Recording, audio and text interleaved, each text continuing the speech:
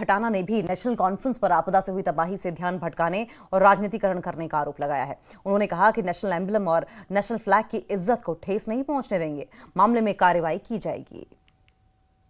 और national emblem मामले में 26 लोगों को हिरासत में लिया गया है। मेरे साथ ज़्यादा बातचीत के लिए हैं सांसद गुलाम अली खटाना जी।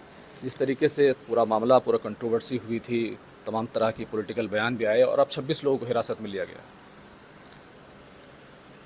देखिए, नेशनल कॉन्फ्रेंस लोगों का ध्यान जो तबाही हुई है फ्लड से, बादल फटने से, उससे ध्यान हटा के इसका सियासीकरण कर रही है।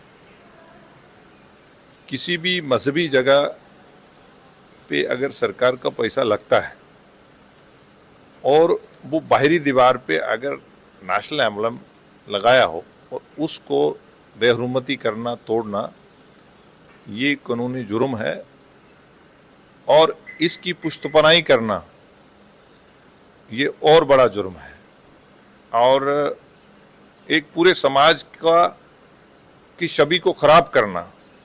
हम नेशनल एम्बलम की इज्जत को, नेशनल फ्लैग की इज्जत को ठेस नहीं पहुंचने देंगे और उनके खिलाफ कार्रवाई होगी, क्योंकि ये बाहर था, बाहरी दीवार में था, ये इबादत गाह के अंदर नहीं था।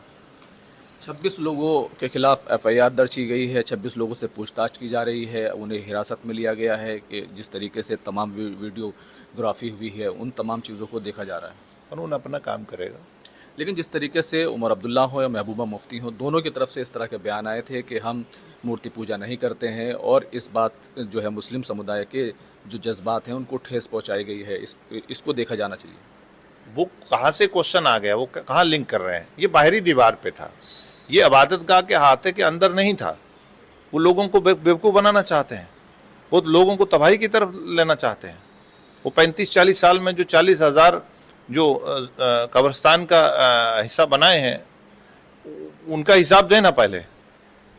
कश्मीर के नौजवान अब इनके उसमें नहीं आएंगे।